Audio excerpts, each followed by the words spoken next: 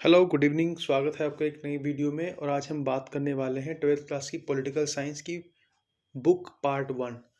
तो बेसिकली जो twelfth class के स्टूडेंट हैं और जो वीक हैं और जिन्हें लगता है कि उनकी बोर्ड की तैयारी नहीं हो पाई है या फिर उन्होंने बुक को पढ़ा है बट चीज़ें क्लियर नहीं हो पा रही, कंसेप्ट क्लियर नहीं हो पा रहा है, तो आज हम इस बुक के अंदर में इम्पॉर्टेंट टॉपिक्स देखेंगे जो आपके बोर्ड के एग्ज़ाम के लिए बहुत ही रेलेवेंट और बहुत ही इम्पॉर्टेंट हो सकता है। तो सबसे पहले मैं आपको बता दूं कि ये जो पुरानी बुक है एक तरीके से कह सकते हो, और नई बुक भी मार्केट में अवेलेबल है जिसमें बहुत सारे टॉपिक्स ऑलरेडी डिलीटेड हैं। तो मैं आपको बताऊंगा कि कौन कौन से टॉपिक जो हैं वो बुक में आ रहे हैं पहले, फिर उसके बाद में हम लोग आगे शुरू करेंगे। तो जैसा कि सीबीएसई का जो सिलेबस है उस सिलेबस के हिसाब से अगर हम बात करें तो चैप्टर वन जो है द कोल्ड वॉर एरा, ये डिलीटेड है। द एंड ऑफ बायोपोलैरिटी आ रहा है। US hegemony in world politics, ये भी चैप्टर डिलीटेड है। इसका कुछ पोर्शन जो है वो कहीं ना कहीं सिलेबस का पार्ट है, तो हम उसको भी देखेंगे। अल्टरनेट सेंटर ऑफ पावर, ये पूरा चैप्टर आ रहा है। कंटेम्प्रेरी साउथ एशिया, ये भी हमारे सिलेबस का पार्ट है। इंटरनेशनल ऑर्गेनाइजेशंस की बात करें तो ये भी हमारे सिलेबस का पार्ट है, जिसके अंदर में यूनाइटेड नेशंस की बात कर रहे हैं हम लोग, और उसके बाकी जो ऑर्गन्स हैं उसकी हमने बात इसमें की हुई है, या हम आगे करेंगे। तो ये चैप्टर भी बहुत ही इंपॉर्टेंट है। Security in the contemporary world, तो जो सिक्योरिटी का कंसर्न है, चाहे वो ट्रेडिशनल सिक्योरिटी रही हो, चाहे न्यू काइंड ऑफ जो थ्रेट्स आए हैं सिक्योरिटी के वो हों, ये इन सारी चीज़ों को हम लोग इस चैप्टर के अंदर में डिस्कस करेंगे। एनवायरनमेंट और नेचुरल रिसोर्सेज और ग्लोबलाइजेशन, तो ये टॉपिक जो है वो आपके आ रहे हैं सिलेबस के अंदर में। यानी जो द कोल्ड वॉर एरा है ये डिलीटेड टॉपिक है। इसके अलावा US hegemony in world politics जो है इसका कुछ पोर्शन जो है वो डिलीटेड है। मतलब 90% पोर्शन जो है वो डिलीटेड है US hegemony in world politics. बाकी जो सिलेबस है एज इट इज़ है।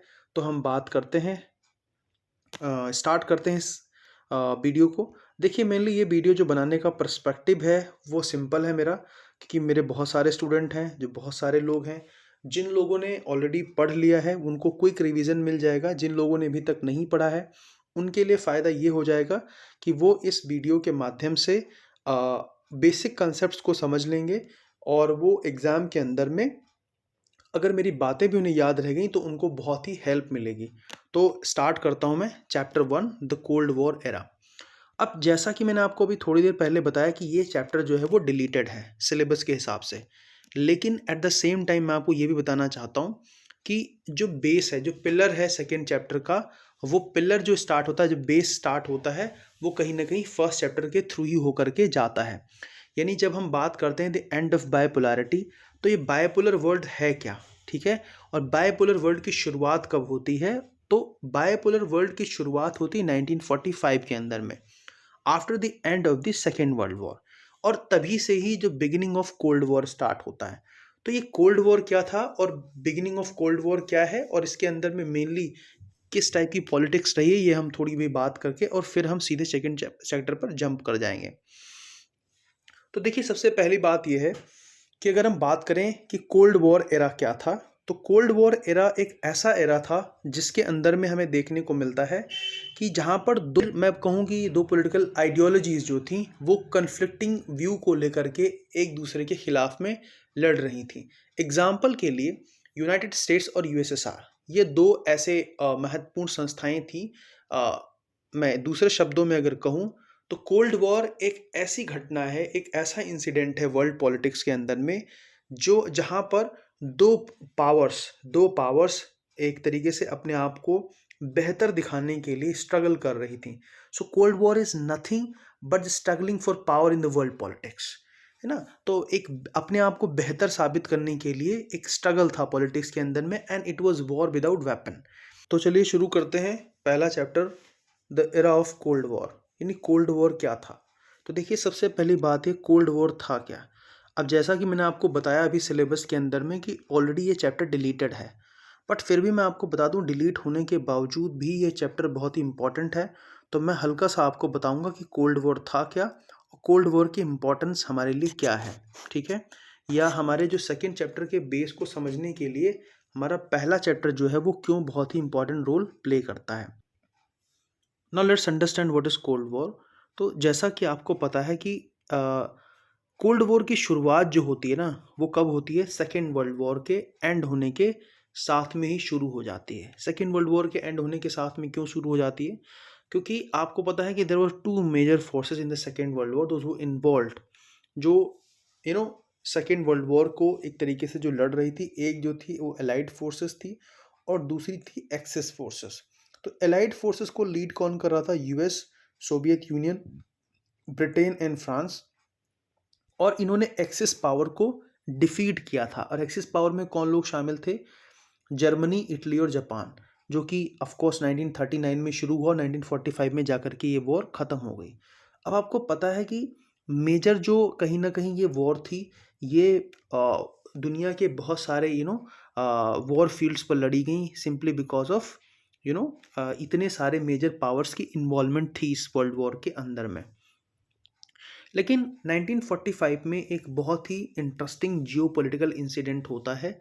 सेकेंड वर्ल्ड वॉर को ख़त्म करने के लिए यूएसए ने एक वेपन ड्रॉप किया, एक पहला ऐसा वेपन इजाद किया था जिसको हम बोलते हैं न्यूक्लियर वेपन। तो 1945 के अंदर में हिरोशिमा और नागासाकी जो दो शहर थे जापान के, वहाँ पर अमेरिका ने वेपन ड्रॉप किए। एक का नाम था लिटिल बॉय और दूसरे का नाम था फैट मैन। तो इस न्यूक्लियर वेपन ने क्या किया कि जापान को सरेंडर करने के लिए मजबूर कर दिया। तो यूएसए ने कहीं ना कहीं हिरोशिमा और नागासाकी जो शहर था वहाँ पर क्या किया, ये वेपन ड्रॉप किए थे अगस्त 1945 के अंदर में। लेकिन एक बात याद रखिए कि जब ये बॉम्ब ड्रॉप कर रहा था यूएसए, तो उसने क्या किया, उसने एक बहुत ही इम्पोर्टेंट जियोपॉलिटिकल मूव एक तरीके से चला। और जो अपने दो साथी थे, फ्रांस और मैं आपको बोल रहा था कि यहाँ एलाइड फोर्सेस में 4 पावर्स थी, उनमें से ब्रिटेन और फ्रांस। तो ब्रिटेन और फ्रांस को तो अमेरिका ने इन्फॉर्म किया, लेकिन सोवियत यूनियन को इस बात की जानकारी नहीं दी गई कि वो जापान के ऊपर जो है वो क्या करने जा रहे हैं। जापान के ऊपर वो एक तरीके से न्यूक्लियर वेपन से अटैक करने जा रहे हैं। तो कहीं ना कहीं ये जो वजह थी वो ये थी कि जो सोवियत यूनियन है, सोवियत यूनियन की जो आइडियोलॉजी है वो कहीं ना कहीं एक ऐसी विचारधारा से आती है जो कि पूंजीवाद को, कैपिटलिज्म का एक तरीके से विरोध करता है। तो अगेन यूएसएसआर के साथ में लड़ाई तो लड़ रहा था सेकेंड वर्ल्ड वॉर, लेकिन कहीं ना कहीं आइडियोलॉजिकल डिफरेंसेस हमें साफ साफ देखने को मिलते हैं। और ये बात जो है वो 1945 के अंदर में क्लियर हो गई कि यूएसए और यूएसएसआर आइडियोलॉजिकली कभी भी एक साथ खड़े नहीं हो सकते हैं, क्योंकि दोनों एक दूसरे को आइडियोलॉजिकली पसंद नहीं करते हैं। बेसिक सिचुएशन ऐसे बन गई 1941 में कि इनको अलाइड पावर ज्वाइन करना पड़ा, यानी यूएसए को सेकेंड वर्ल्ड वॉर ज्वाइन करना पड़ा, बट फिर भी they don't believe in each others ideology. तो कहीं ना कहीं ये बात क्लियर हो गई थी और ये कहानी अब आगे बढ़ने वाली थी, क्योंकि यूएसए ने जब 1945 में जापान के ऊपर बॉम्ब ड्रॉप किया, तो उसका जो मेजर रीजन था, जो बहुत सारे क्रिटिक हैं वो कहते हैं कि यूएसए ने ऐसा इसलिए किया क्योंकि वो ये चाहता था कि जापान जल्द से जल्द सरेंडर करे।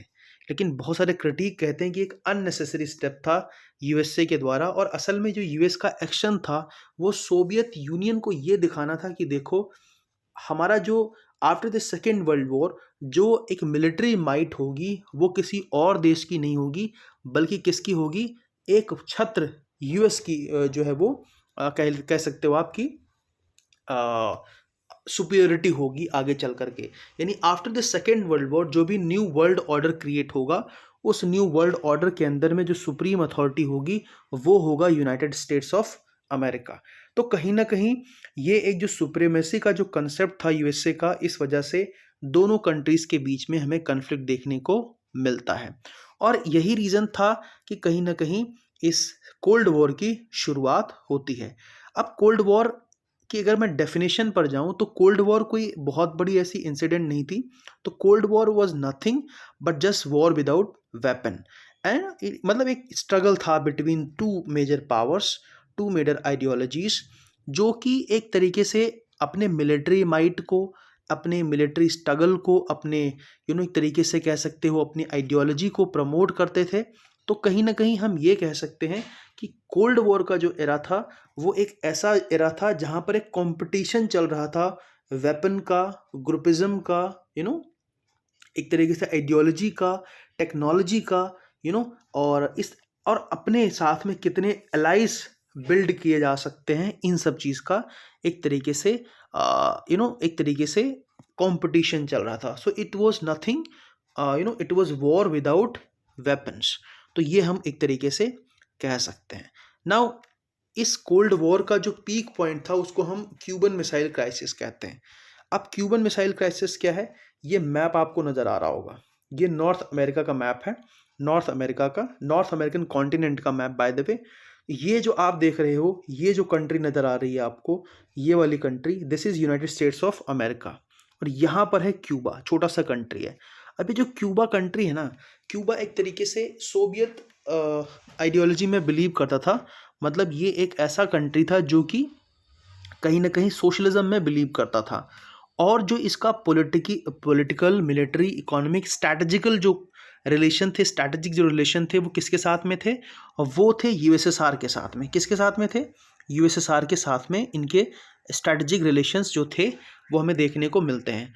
और इसी वजह से हमें क्या देखने को मिलता है कि अब एक बात बताओ, ये जो बॉर्डर है यहाँ पर क्या है? एकदम 125 किलोमीटर का डिस्टेंस है. कहाँ से? यूएसए से 125 किलोमीटर का डिस्टेंस है क्यूबा का यूएसए के साथ में. अब होता यूँ है कि 1961 के आसपास में वहाँ पर ना क्यूबा के अंदर में गवर्नमेंट चेंज हो जाती है. वहाँ पर एक बंदा आते हैं, मतलब एक लीडर आते हैं, उनको बोलते हैं फिदेल कास्त्रो. फिदेल कास्त्रो क्या करते हैं, यहाँ की जो क्यूबा की जो जितनी भी कंपनीज थी, जो रिसोर्सेज थे, सबको क्या कर देते हैं, वो एक तरीके से नेशनलाइजेशन उसका कर देते हैं, नेशनलाइज करते हैं. मतलब सब कुछ कौन कंट्रोल करेगा? अब से वहाँ के सारे नेचुरल रिसोर्सेज को कौन कंट्रोल करेगी? गवर्नमेंट करेगी. अब होता क्या है कि एक कैपिटलिस्ट कंट्री है पड़ोसी, जहाँ से कैपिटलिज्म की आइडियोलॉजी आ रही, तो बहुत सारे उद्योगपति लोगों ने यहाँ पर अपने पैसे लगा रखे थे. तो कहीं ना कहीं जो क्यूबा के लीडर थे उनको इस बात का डर सता रहा था कि हो सकता है कि फर्दर आगे चल करके हमारे ऊपर अटैक कर दें यूएसए, क्योंकि हमने वहाँ के लोगों को एक तरीके से, वहाँ के लोगों के रिसोर्सेज को हमने क्या कर दिया है, एक तरीके से अपने कैप्चर में ले लिया है. तो इसीलिए उन्होंने क्या किया, यूएसएसआर से हेल्प मांगी. और यूएसएसआर से जब हेल्प मांगी तो उसने आइडियोलॉजिकली, क्योंकि वो दोनों एक दूसरे को सपोर्ट करते थे, इसीलिए उन्होंने क्या किया, सपोर्ट कर दिया क्यूबा को. और यहाँ पर न्यूक्लियर मिसाइल लगा दी गई. कहाँ पर? क्यूबा के अंदर में. अब यूएसए जो था क्यूबा के बिल्कुल नज़दीक होने की वजह से सोवियत मिसाइल्स के बहुत ही नज़दीक में था. तो इसीलिए हम क्या बोलते हैं इसको, peak point of the Soviet, यानी कोल्ड वॉर बोलते हैं, जहाँ पर सोवियत यूनियन और यूएसए के बीच में डायरेक्ट कॉन्फ्लिक्ट हो सकता था. और मज़े की बात है कि यूएसए सुपर पावर होने का दावा कर रहा था, लेकिन कम से कम हफ्तों निकल गए जब तक उनको इस बात का भनक भी नहीं लगी कि सोवियत यूनियन ने क्यूबा के अंदर में न्यूक्लियर मिसाइल लगा दी है, जो कि बिल्कुल यूएसए के एकदम नज़दीक है. तो कहीं ना कहीं बाद में इसको दोनों कंट्रीज़ के लीडर ने मिल करके इस मैटर को रिजॉल्व किया. तो इसी को हम Cuban missile crisis world politics के अंदर में बोलते हैं. अब यहाँ पर इस मैप के अंदर में आप देख सकते हो कि दो इम्पॉर्टेंट अलायंस बने हुए थे. एक था नेटो अलायंस और दूसरा था वार्सो पैक्ट. नेटो 1949 के अंदर में बनाया गया था. 1949 के अंदर में इसको बोलते हैं नॉर्थ अटलांटिक ट्रीटी ऑर्गेनाइजेशन. 1949 के अंदर में, तो इसको बोलते हैं नॉर्थ अटलांटिक ट्रीटी ऑर्गेनाइजेशन. ये 1949 में बनाया गया था. और ऐसी वार्सो पैक्ट जो था वो 1955 के अंदर में बनाया गया था. तो कहीं ना कहीं ये चीज़ें आपको देखने को मिलती हैं. तो अब सवाल ये था कि ये बनाया क्यों गया था. इसके पीछे मैंने आपको बताया कि आइडियोलॉजिकल संघर्ष चल रहा था दो पावर्स के बीच में, है ना, दो पावर्स के बीच में, कम्युनिस्ट ब्लॉक के बीच में, और कहीं ना कहीं किसके बीच में, एक तरीके से जो कैपिटलिस्ट कंट्रीज थी जिसको लीड कर रहा था यूएसए. तो कहीं ना कहीं ये चीज़ें आपको देखने को मिलती हैं कि किस तरीके से जो कोल्ड वॉर का क्राइसिस हमें देखने को मिलता है. नाउ अब इस कोल्ड वॉर का इम्पैक्ट क्या हुआ? देखो, कोल्ड वॉर का इम्पैक्ट बहुत डीप रहा. दुनिया भर के अंदर में जो कोल्ड वॉर था उसने दुनिया भर को क्या कर दिया, एक बायपोलर वर्ल्ड में कन्वर्ट कर दिया. बायपोलर वर्ल्ड क्या होता है? बायपोलर वर्ल्ड ऐसा वर्ल्ड होता है जहाँ पर जो मेजर पावर होती है, यानी दुनिया दो पार्ट्स में डिवाइडेड होती है. तो कहीं ना कहीं एक तरीके से एक ग्रुप था जो यूएसए को सपोर्ट कर रहा था, दूसरा था यूएसएसआर को सपोर्ट कर रहा था। अब प्रॉब्लम यह है कि इसका नुकसान क्या था। देखिए, इसका नुकसान बहुत ही भारी था। उन देशों को नुकसान था जो अभी नए सेकेंड वर्ल्ड वॉर के बाद में जो नई कंट्रीज इमर्ज हुई थी, उनके लिए बहुत ही भारी नुकसान था। तो इसीलिए इसको एक तरीके से जियो पॉलिटिकल एक जो तीसरी वर्ल्ड की दुनिया के जो लोग थे, उनके लिए काफ़ी खतरनाक चीज़ थी। और इसीलिए जवाहरलाल नेहरू और क्या बोलते हैं, गमाल गमाल अब्दुल नसीर और इसके अलावा सुकर्णो, ऐसे बहुत सारे लीडर्स थे। इन लोगों ने क्या किया, इन लोगों ने मिल करके एक नया ब्लॉक बनाने की कोशिश की, जहाँ पर सिर्फ इन दो कंट्रीज़ की, यानी दो ब्लॉक्स की ही सिर्फ बात न की जाए, बल्कि बाकी दुनिया के देशों की भी बात की जाए। इसी को हम क्या बोलते हैं, नैम बोलते हैं। नैम बोले तो non align movement. Non align movement इसको हम बोलते हैं। यानी इसका मतलब ये था कि सिर्फ उन कंट्रीज़ की बात नहीं की जाएगी जो कि इस यूएसए और यूएसएसआर के ग्रुप का हिस्सा है, बल्कि उन कंट्रीज़ की भी बात की जानी चाहिए जो कि अपने आप में अभी एक उभरते हुए देश हैं। क्योंकि अगर मान लीजिए, ऐसा करने का इनकी इनकी इसके पीछे विजन ये था कि जो अभी डेवलपिंग कंट्रीज़ हैं या जो अभी अभी आज़ाद मुल्क हुए हैं, अगर वो यूएसए और यूएसएसआर के वेपन के कंपटीशन में इन्वॉल्व हो गए, तो अपने देश के लोगों को फूड, हेल्थ, एजुकेशन और जो बेसिक जो सिक्योरिटी, बेसिक जो नीड होता है, वो कैसे प्रोवाइड कर पाएंगे। तो इसीलिए जवाहरलाल नेहरू एक विजनरी लीडर थे और बाकी जो भी लीडर्स थे जो काफ़ी विजनरी थे, तो उन्होंने सोचा कि जो अभी विकासशील देश हैं या जो अभी आज़ादी जिन्हें मिली है, जिन देशों को, उनकी आज़ादी दूसरे तरीके से वापस न छिन जाए, इसीलिए उन्होंने एक नया समूह बनाया और दुनिया भर में तीसरी दुनिया के देशों की आवाज़ को बुलंद किया। तो इसी को हम नॉन अलाइन मूवमेंट बोलते हैं। अब क्वेश्चन ये है कि अगर मैं इस चैप्टर को समराइज करूं इन शॉर्ट, तो वो पूरा मामला ये है कि सेकेंड वर्ल्ड वॉर ख़त्म होते ही यूएसए और यूएसएसआर के बीच में एक मतभेद क्रिएट हो गया।